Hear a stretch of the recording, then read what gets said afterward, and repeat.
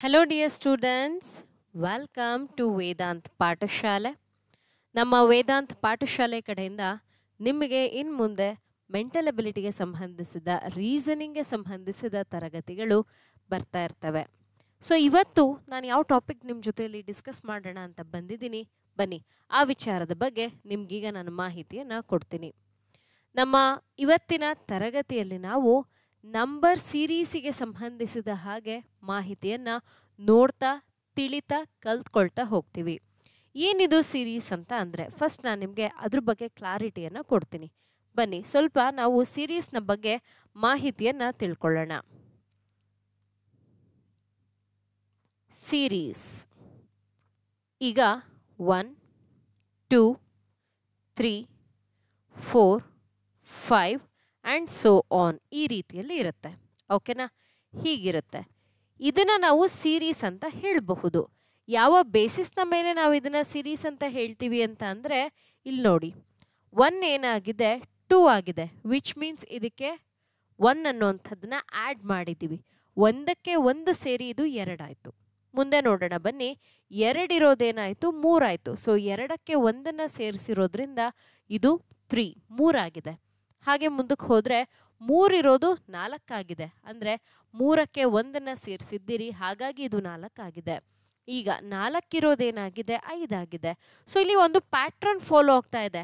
Pattern ಏನಪ್ಪ ಅಂತ ಅಂದರೆ +1. ಪ್ರತಿ ಬಾರಿಯೂ ಕೂಡ ಒಂದೊಂದು ಆ್ಯಡ್ ಆಗ್ತಾ ಹೋಗ್ತಾ ಇದೆ. ಒಂದು ಆ್ಯಡ್ ಆಗ್ತಾ ಇರೋದ್ರಿಂದ ಇಲ್ಲಿ ಸೇಮ್ ರೀತಿಯಲ್ಲಿ ಮುಂದಕ್ಕೆ ಹೋಗ್ತಾ ಇರೋದನ್ನ ನೋಡ್ತಾ ಇದ್ದೀರಾ. ಹಾಗಾದರೆ ಇದನ್ನ ಏನಂತ ಕರಿತೀವಿ? ಸೀರೀಸ್ ಅಂತ ಕರಿತೀವಿ. ಸಪೋಸ್ ಇನ್ನೊಂದು ಪ್ರಶ್ನೆ ಇಲ್ಲಿ ನಾನು ಬರಿತಾ ಇದ್ದೀನಿ, ಗಮನ ಕೊಡಿ. 2, 4, 3, 1 ಈ ತರಹ ಬಂದಾಗ ನೀವು ಸಪೋಸ್ ಇದಕ್ಕೆ ಡಿಫ್ರೆನ್ಸ್ ತೆಗೆಯೋದಕ್ಕೆ ಹೋಗ್ತೀರಿ. ಅವಾಗ ಏನಾಗುತ್ತೆ ನೋಡಿ, 2 ಇರೋದು 4 ಆಗಿದೆ. 2ನ 4 ಹೇಗೆ ಮಾಡಿದ್ರಿ? 2ನ ಆ್ಯಡ್ ಮಾಡೋ ಮುಖಾಂತರ. 4 ಇರೋದು 3 ಆಗಿದೆ. ಏನು ಮಾಡಿದ್ರಿ? ಮೈನಸ್ ಮಾಡಿದ್ದೀರಾ, -1 ಆಗಿದೆ. ತಿರ್ಗಾ 3 ಏನಾಯಿತು 1 ಆಗಿ ಇಲ್ಲಿ ನೋಡ್ತಾ ಇದ್ದೀವಿ. ಸೊ ತಿರ್ಗಾ ಮೈನಸ್ ಆಗ್ತಾ ಹೋಗ್ತಾ ಇದೆ. ಇಲ್ಲಿ ಯಾವುದೇ ರೀತಿಯ ಪ್ಯಾಟ್ರನ್ ಫಾಲೋ ಆಗ್ತಾ ಇಲ್ಲ, ಆಸ್ ಯು ಕ್ಯಾನ್ ನೋಟಿಸ್. ಹಾಗಾಗಿ ಇದನ್ನು ನಾವು ಸೀರೀಸ್ ಅಂತ ಕರೆಯೋದಿಲ್ಲ. ನಾವು ಯಾವುದನ್ನು ಸೀರೀಸ್ ಅಂತ ಕರಿತೀವಿ ಅಂದರೆ ಒಂದು ಪ್ಯಾಟ್ರನ್ ಫಾಲೋ ಆಗ್ತಾ ಇರುತ್ತೆ, ಅದನ್ನು ನಾವೇನಂತ ಕರಿತೀವಿ? ಸೀರೀಸ್ ಅಂತ ಕರಿತೀವಿ. So this is the basic introduction to the series concept. ಕೆಲವು ಕ್ವೆಶ್ಚನ್ಸ್ ತೊಗೊಂಡು ಬಂದಿದ್ದೀನಿ ನಿಮ್ಮ ಜೊತೆಲಿ ಡಿಸ್ಕಸ್ ಮಾಡೋಣ ಅಂತ. ಬನ್ನಿ ಆ ಒಂದೊಂದೇ ಕ್ವೆಶ್ಚನನ್ನು ಬಿಡಿಸ್ತಾ ನಾವು ಇನ್ನಷ್ಟು ಕ್ಲಾರಿಟಿಯನ್ನು ತಗೊಳ್ತಾ ಹೋಗ್ತೀವಿ. ಸೊ ಮೊದಲನೇದಾಗಿ ಪ್ರಶ್ನೆಯನ್ನು ನೋಡಿ, ಏನಿದೆ? 2, 4, 8, 16, 32 ಆ್ಯಂಡ್ ಇಲ್ಲಿ ನೀವು ಕ್ವೆಶ್ಚನ್ ಮಾರ್ಕ್ ನೋಡ್ತಾ ಇದ್ದೀರಾ, ವಿಚ್ ಮೀನ್ಸ್ ನೀವು ಆ ಒಂದು ಸಂಖ್ಯೆಯನ್ನು ಕಂಡಿಡಿಬೇಕು ಅಂತ ಅವರಿಲ್ಲಿ ಹೇಳ್ತಾ ಇದ್ದಾರೆ. ಇಲ್ಲಿ ಏನು ಕ್ವೆಶ್ಚನ್ ಮಾರ್ಕ್ ಇದೆ ಅದನ್ನು ನೀವು ಕಂಡಿಡಿಬೇಕು. ತುಂಬ simple. It is very very simple. ಹೇಗಿದು ಸಿಂಪಲ್ ಆಗುತ್ತೆ? 2 ಇರೋದು 4 ಹೇಗಾಯಿತು ಅದನ್ನು ನೀವು ನೋಡಬೇಕು. ಒಂದು ಮಲ್ಟಿಪ್ಲೈ ಆಗಿರಬೇಕು ಅಥವಾ ಆ್ಯಡ್ ಆಗಿರಬೇಕು ಅಲ್ವಾ? 2 ಆಪ್ಷನ್ಸ್ ಇರೋದು. ಒಂದು ಮಲ್ಟಿಪ್ಲೈ ಆಗಿರಬೇಕು, 2 × 2 = 4 ಆ ರೀತಿಯಲ್ಲಾದರೂ ಆಗಿರಬಹುದು, ಅಥವಾ 2 + 2 = 4 ಹಾಗಾದರೂ ಆಗಿರಬಹುದು. ನೋಡೋಣ. ಸೊ ನಾನಿಲ್ಲಿ ಇದನ್ನು ಕನ್ಸಿಡರ್ ಮಾಡ್ತಾ ಇದ್ದೀನಿ +2 ಅಂತ. ನೋಡಿ, ಗೊತ್ತಿಲ್ಲ, ಬಹುಶಃ ತಪ್ಪಿರಬಹುದು, ಡೋಂಟ್ ನೋ. ನೆಕ್ಸ್ಟ್ ನಂಬರ್ಸ್ ನಮಗೆ ಹೆಲ್ಪ್ ಮಾಡುತ್ತೆ ಡಿಸೈಡ್ ಮಾಡೋದಕ್ಕೆ. ಈಗ 2 ಇರೋದು 4, ಬಹುಶಃ 2ಗೆ 2 ಆ್ಯಡ್ ಮಾಡೋದ್ರಿಂದ ಸಿಕ್ಕಿದೆ. 4 ಇರೋದನ್ನು ನಾವೀಗ 8 ಮಾಡಬೇಕು. ಸೊ ಇಲ್ಲಿಯ ಪ್ರಕಾರ ನಾನು ನೋಡಿದ್ರೆ +2 ಮಾಡಬೇಕು. ಬಟ್ 4 + 2 ನನಗೆ 8 ಕೊಡಲ್ಲ. ಅಲ್ಲಿಗೆ ನಿಮ್ಮ ಕ್ಲಾರಿಟಿ ಸಿಕ್ತು. ಇಲ್ಲಿ ನಾವು ಅಡಿಷನ್ ಕಾನ್ಸೆಪ್ಟನ್ನು ಅಪ್ಲೈ ಮಾಡೋಕ್ಕಾಗಲ್ಲ. ಗೊತ್ತಾಗ್ತಾ ಇದೆಯಾ?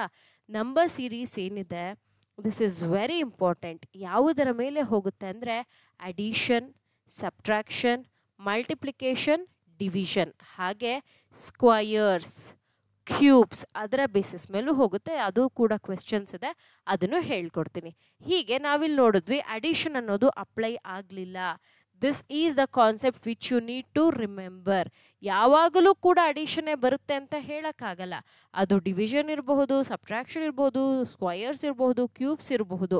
ಸೊ ಈಗ ನಾವು ಇದನ್ನು ಹೇಗೆ ಸಾಲ್ವ್ ಮಾಡೋದು? ಹಾಗಾದರೆ ಗಮನ ಕೊಡಿ. 2 4 ಆಗಿದೆ, ಅರ್ಥ ಇಲ್ಲಿ ನಾವು ಏನು ಮಾಡಿದ್ದೀವಿ, 2ನ ಮಲ್ಟಿಪ್ಲೈ ಮಾಡಿದ್ದೀವಿ. 2 ಇಂಟು 2 ಗಿವ್ಸ್ ಯು 4. 2 ಇಂಟು 2 ಎಷ್ಟು ಕೊಡುತ್ತೆ? 4. ಕರೆಕ್ಟಾ? ನೆಕ್ಸ್ಟ್ 4ನ ಏನು ಮಾಡಿದ್ದೀರಿ ಅಂತಂದರೆ 8 ಮಾಡಿದ್ದೀರಿ. 4 ಇಂಟು 2 ಏನು ಕೊಡುತ್ತೆ ನಿಮಗೆ? 8 ಕೊಡುತ್ತೆ. ಕರೆಕ್ಟ್ ಅಲ್ವಾ? 4 2s 8. ನೆಕ್ಸ್ಟ್ 8 ಇರೋದನ್ನ ನೀವೇನು ಮಾಡಿದ್ದೀರಿ? 16 ಮಾಡಿದ್ದೀರಿ. ಹೇಗೆ ಮಾಡ್ತೀರಾ? 8 1s 8, 8 2s 16. ಒಂದು ಪ್ಯಾಟ್ರನ್ ಫಾಲೋ ಆಗ್ತಿದೆ. ಏನದು ಅಂತಂದರೆ ಹಿಯರ್ 2 ಈಸ್ ಗೆಟಿಂಗ್ ಮಲ್ಟಿಪ್ಲೈಡ್. ಎರಡನ್ನು ನಾವು ಪ್ರತಿ ನಂಬರ್ಗೂ ಕೂಡ ಮಲ್ಟಿಪ್ಲೈ ಮಾಡ್ತಾ ಇದ್ದೀವಿ. ಸೇಮ್ ಪ್ಯಾಟ್ರನ್ ಫಾಲೋ ಆಗ್ತಿದೆ. ಕರೆಕ್ಟಾಗಿ ನಡೀತಾ ಇದೆ. ಈಗ 16 ಇರೋ 32 ಹೇಗೆ ಮಾಡ್ತೀರಾ? 2ನ ಮಲ್ಟಿಪ್ಲೈ ಮಾಡೋ ಮುಖಾಂತರ. ಈಗ ನಾವು ಆನ್ಸರ್ ಹತ್ರ ಬರಬೇಕು. ಅರ್ಥ ಏನು ಅಂತಂದರೆ 32ಗೆ ನಾವೇನು ಮಾಡಬೇಕು? 2ನ ಮಲ್ಟಿಪ್ಲೈ ಮಾಡಬೇಕು. ಹೀಗೆ ನಾವು ಮಲ್ಟಿಪ್ಲೈ ಮಾಡಿದಾಗ ನಮಗೆ ಬರುವಂತಹ ಉತ್ತರ ಏನಾಗಿರುತ್ತೆ ಅಂತಂದರೆ 64 ಆಗಿರುತ್ತೆ. ಆ್ಯಂಡ್ ಇಲ್ಲಿ ನಾವೇನಂತ ಹೇಳ್ತೀವಿ? The final answer for this question is ಎಷ್ಟು ಅಂತ ಅಂದರೆ ಅದು 64 ಆಗಿರುತ್ತೆ. So this is our final answer.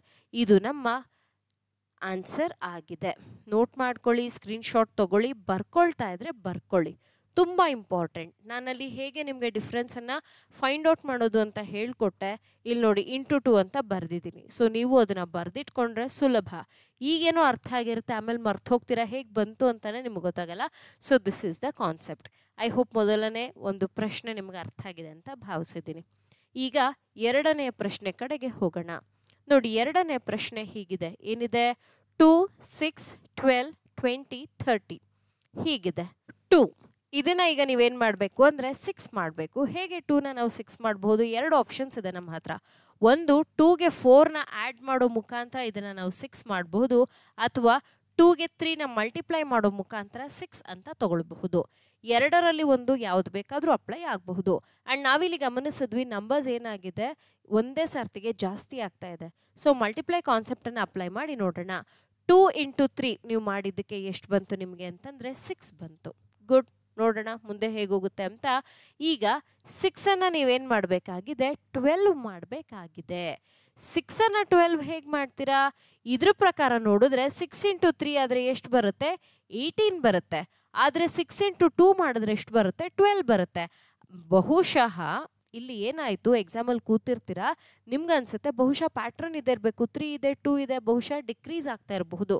Let's see ನೋಡೋಣ. 12 ಇರೋದನ್ನ 20 ಮಾಡ್ತೀರಾ. ಇದ್ರ ಪ್ರಕಾರ ನೋಡಿದ್ರೆ ಹಾಗಾದರೆ ಇಂಟು 1 ಮಾಡಬೇಕಲ್ವ ನೀವು. Getting the concept. ಸೊ ಇಲ್ಲಿ ನಿಮಗೆ ಕ್ಲಾರಿಟಿ ಸಿಕ್ತು. ಈ ಕಾನ್ಸೆಪ್ಟ್ ಅಪ್ಲೈ ಆಗ್ತಾ ಇಲ್ಲ. ಹಾಗಾದರೆ ಇನ್ನೇನು ಮಾಡ್ಬೇಕು ನಾವು? ಮಲ್ಟಿಪ್ಲಿಕೇಶನಲ್ಲಿ ನೋಡಿದ್ವಿ, ಒಂದೇ ಸರ್ತಿ ಜಾಸ್ತಿ ಆಗುತ್ತೆ ಅಂತ ತಿಳ್ಕೊಂಡ್ವಿ. ಬಟ್ ಇಲ್ಲಿ ಮಲ್ಟಿಪ್ಲೈ ಅಪ್ಲೈ ಆಗ್ತಿಲ್ವಲ್ಲ. ಹಾಗಾದರೆ ಇನ್ನೇನು ಮಾಡಬಹುದು? ಬನ್ನಿ ಆ ಕಾನ್ಸೆಪ್ಟನ್ನು ಪೂರ್ತಿಯಾಗಿ ಇಲ್ಲಿ ನಾನು ನಿಮಗೆ ಹೇಳ್ಕೊಡ್ತೀನಿ. ಇದು ಸಕ್ಕತ್ ಇಂಪಾರ್ಟೆಂಟ್ ಇವಾಗ ನಾವು ಕಲ್ತ್ಕೊಳ್ಳೋದು. ನೋಡಿ, 2ನ ಏನು ಮಾಡಿದ್ದೀರಾ? 6 ಮಾಡಿದ್ದೀರಾ. ಹೇಗೆ ಮಾಡಿದ್ರಿ? 4ಅನ್ನು ಆ್ಯಡ್ ಮಾಡೋ ಮುಖಾಂತರ ಅದನ್ನು 6 ಮಾಡಿದ್ರಿ. ಕರೆಕ್ಟಾ? ನೆಕ್ಸ್ಟ್ 6 ಇದೆ, ಅದನ್ನು ನೀವು 12 ಹೇಗೆ ಮಾಡ್ತೀರಾ ಅಂತಂದರೆ ಅದಕ್ಕೆ 6ಅನ್ನು ಆ್ಯಡ್ ಮಾಡೋ ಮುಖಾಂತರ. ಈಗೀಗ ಬಹುಶಃ ನಿಮಗೆ ಕ್ಲಾರಿಟಿ ಸಿಗ್ತಾ ಇರಬಹುದು. ಇನ್ನೂ ಕ್ಲಾರಿಟಿ ಸಿಗ್ತಾ ಇಲ್ಲ ಅಂದರೆ ತಿಳಿಸ್ಕೊಡ್ತೀನಿ. ನೋಡಿ, ಈಗ 12ಅನ್ನು ಏನು ಮಾಡಿದ್ದೀರಾ ಅಂತಂದರೆ 20.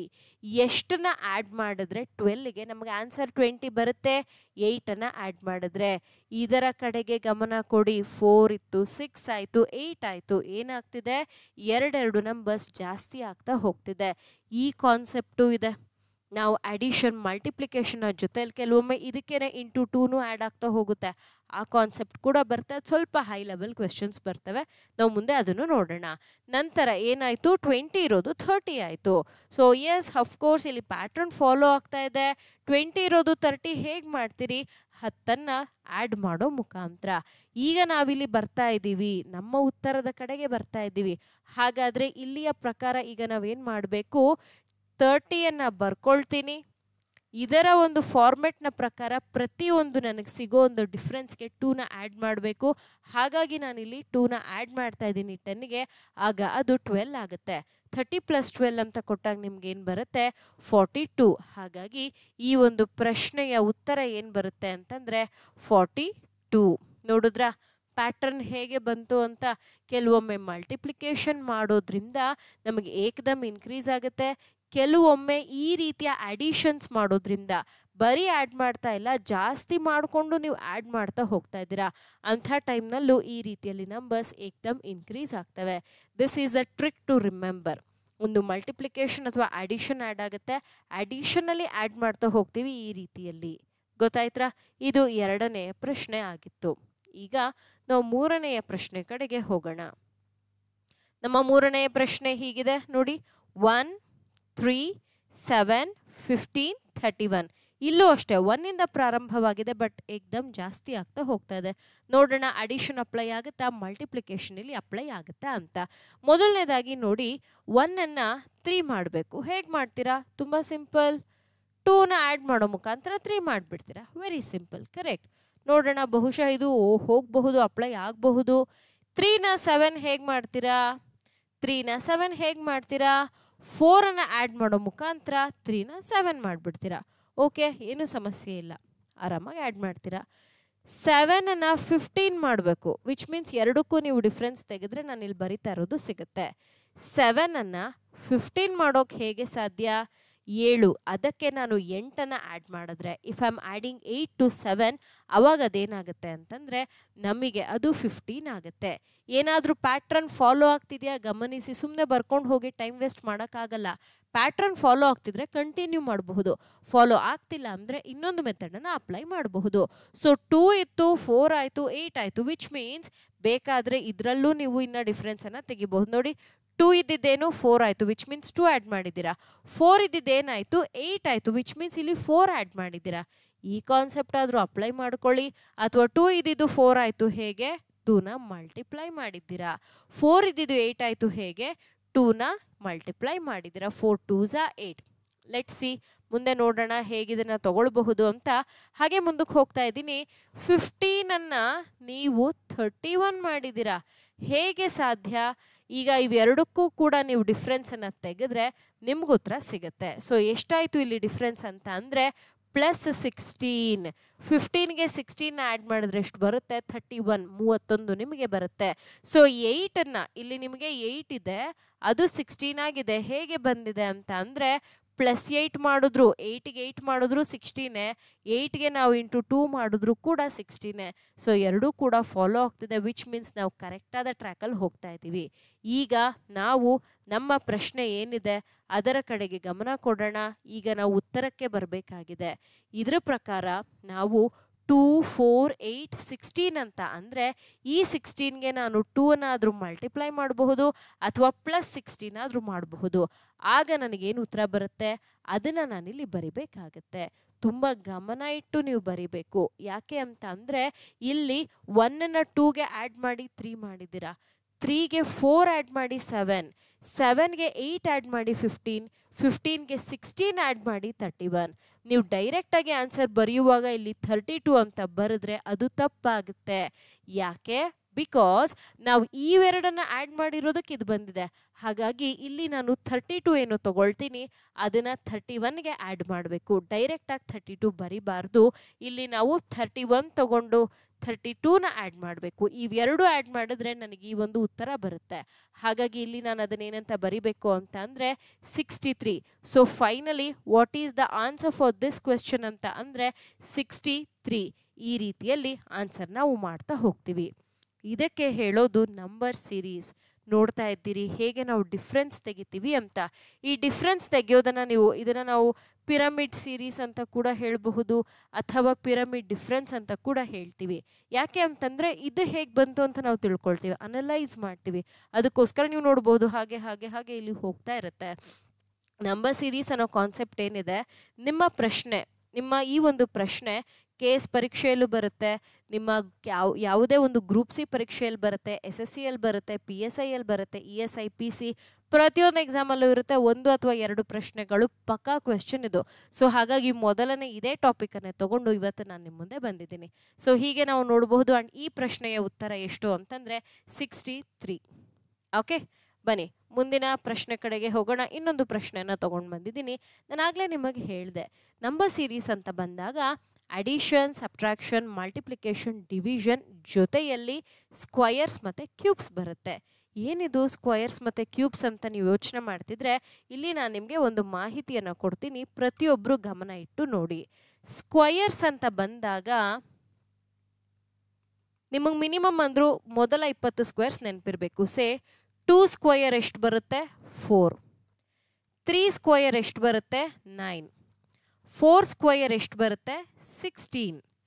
5 ಸ್ಕ್ವಯರ್ ಎಷ್ಟು ಬರುತ್ತೆ? 25. ಅರೆ ಏನಿದು ಈ ಥರ ಬರಿತಾ ಇದ್ದಾರೆ, ನಮಗೆ ಗೊತ್ತಾಗ್ತಾ ಇಲ್ವಲ್ಲ ಏನಿದು ಅಂತ ನೀವು ಯೋಚನೆ ಮಾಡ್ತಿರಬಹುದು. ಕರೆಕ್ಟ್ ಅಲ್ವಾ? ಸೊ 2 ಇಂಟು 2 ಮಾಡಿದ್ರೆ ಎಷ್ಟು ಬರುತ್ತೆ?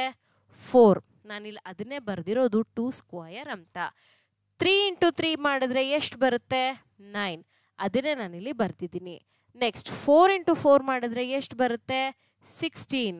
5 ಇಂಟು 5 ಮಾಡಿದ್ರೆ ಎಷ್ಟು ಬರುತ್ತೆ? 25. ಸೊ ಪ್ಯಾಟ್ರನ್ ಫಾಲೋ ಆಗ್ತಿದೆ. ಕರೆಕ್ಟ್ ಅಲ್ವಾ? ಹೀಗೆ ನೀವು ಮಿನಿಮಮ್ 20ವರೆಗೂ ಕೂಡ ತಿಳ್ಕೊಂಡಿರಬೇಕು. ಕ್ಲಿಯರಾ? 20 ಸ್ಕ್ವಯರ್ವರೆಗೂ ಕೂಡ ನೀವು ತಿಳ್ಕೊಂಡಿರಬೇಕು. ತುಂಬ ಇಂಪಾರ್ಟೆಂಟ್ ಆಗುತ್ತೆ. ಇದು ಸ್ಕ್ವಯರ್ಸ್ ಬಗ್ಗೆನ ಮಾಹಿತಿ ಆಯಿತು. ಕ್ಯೂಬ್ ಬಗ್ಗೆನೂ ಕೂಡ ಮಾಹಿತಿ ಇದೆ, ಯಾಕೆಂದರೆ ಈಗ ನಮ್ಮ ಪ್ರಶ್ನೆ ಅದ್ರ ಮೇಲೆ ಇರುವಂಥದ್ದು, ಅದಕ್ಕೋಸ್ಕರ ಅದ್ರ ಬಗ್ಗೆ ಮಾಹಿತಿ ತಿಳಿಸ್ತೀನಿ, ಗಮನ ಕೊಡಿ. ಕ್ಯೂಬ್ಸ್.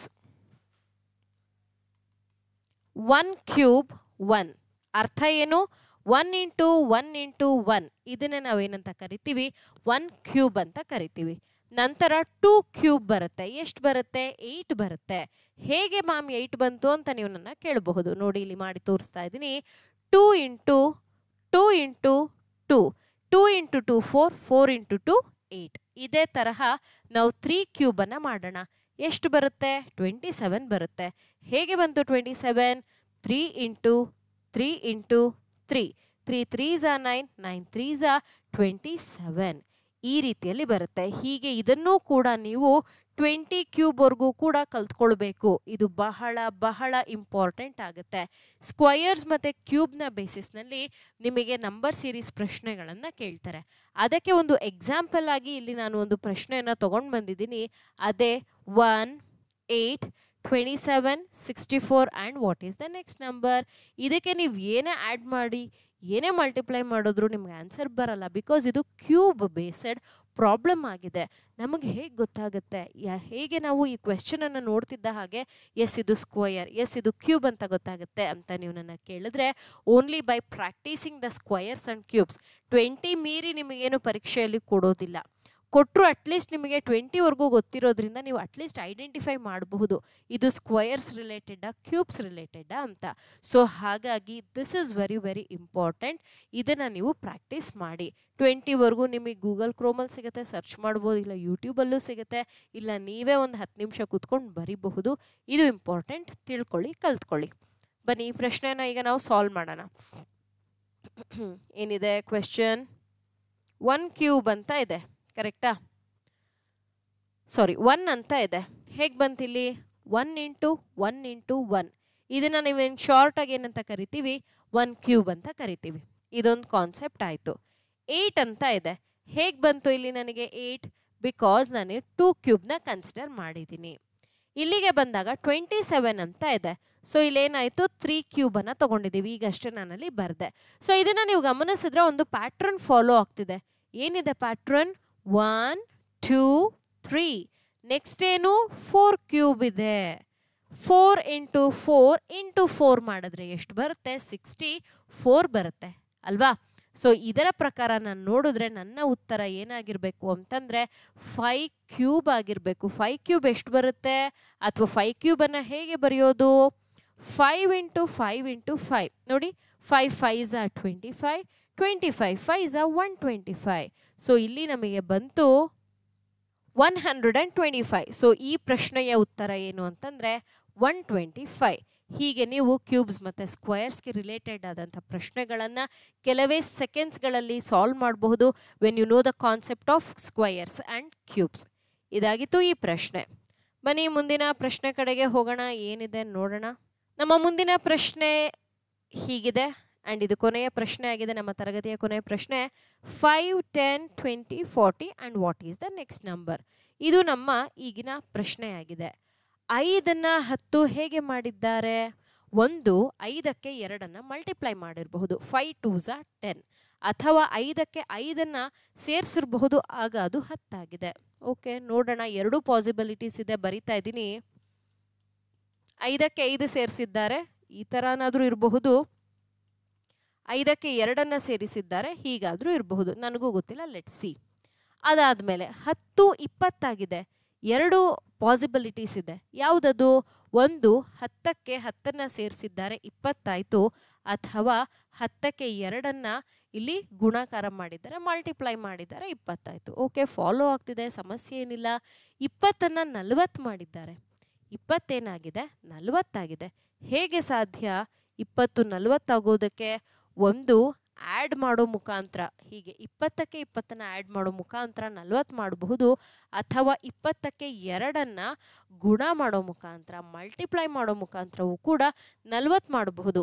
ಅರೆ, ಎರಡೂ ಪ್ಯಾಟ್ರನ್ ಫಾಲೋ ಆಗ್ತಿದೆ, ನಾನು ಯಾವುದೂ ಎಲಿಮಿನೇಟ್ ಮಾಡೋಕ್ಕಾಗ್ತಾ ಇಲ್ಲ, ಸಮಸ್ಯೆ ಇಲ್ಲ, ಎರಡೂ ಕೂಡ ಸರಿಯಾಗಿ ಹೋಗ್ತಾ ಇದೆ. ಹಾಗಾದರೆ ಇಲ್ಲಿ ನಾವು ಯಾವುದನ್ನು ಅಪ್ಲೈ ಮಾಡಬಹುದು? Anything is okay. ಇಲ್ಲಿ ನಾವು 40ನ್ನು ಈಗ ತಗೊಂಡು ನಾವು ನಮ್ಮ ಉತ್ತರವನ್ನು ಬರಿಬೇಕು. ಆಸ್ ಪರ್ ದಿಸ್ ಪ್ಯಾಟ್ರನ್, ಈ ಒಂದು ಪ್ಯಾಟ್ರನ್ನ ನೋಡ್ತಾ ಇದ್ರೆ ಒಂದು ನಾವು ಆ್ಯಡ್ ಮಾಡೋ ಮುಖಾಂತರ ನಮ್ಮ ಆನ್ಸರಿಗೆ ಬರಬಹುದು, ಅಥವಾ ಈ ಪ್ಯಾಟ್ರನನ್ನು ನೋಡ್ತಾ ಇದ್ರೆ ಮಲ್ಟಿಪ್ಲೈ ಮಾಡೋ ಮುಖಾಂತರ ನಮ್ಮ ಉತ್ತರಕ್ಕೆ ನಾವು ಬರಬಹುದು. ನೋಡಿ, 40 + 40 ಎಷ್ಟು ಕೊಡುತ್ತೆ? 80. 40 × 2 ಎಷ್ಟು ಕೊಡುತ್ತೆ? 80. So both are getting followed here. ಎರಡೂ ಕೂಡ ಸರಿಯಾದ ಉತ್ತರವನ್ನು ಕೊಡ್ತಾ ಇದೆ.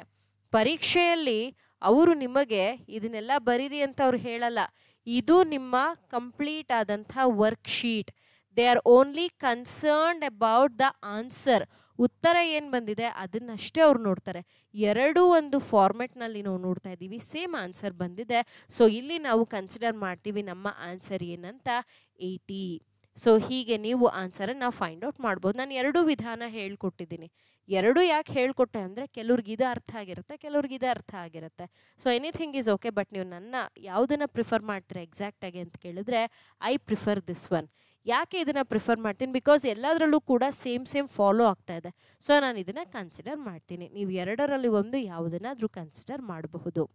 ಹೀಗೆ ನಿಮಗೆ ಮೆಂಟಲ್ ಎಬಿಲಿಟಿ ಹಾಗೆ ರೀಸನಿಂಗ್ ಅಂತ ಬಂದಾಗ ವೆರಿ ಈಸಿ ಕಾನ್ಸೆಪ್ಟ್ಸ್ ಬರ್ತವೆ, ಯಟ್ ಇಂಪಾರ್ಟೆಂಟ್ ಆಲ್ಸೋ. ಅವು ಪ್ರಮುಖವೂ ಆಗಿರ್ತವೆ ನಿಮ್ಮ ಪರೀಕ್ಷೆಗೆ.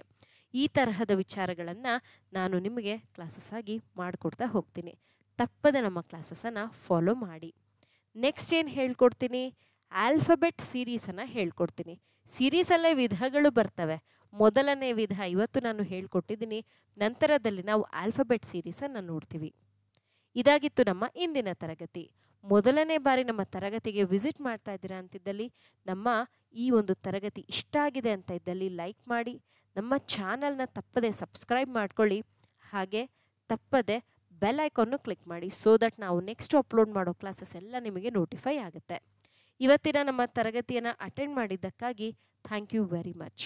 ನಾನು ನಿಮ್ಮನ್ನು ಮುಂದಿನ ತರಗತಿಯಲ್ಲಿ ಭೇಟಿ ಮಾಡ್ತೀನಿ. Thank you dear students. Happy learning.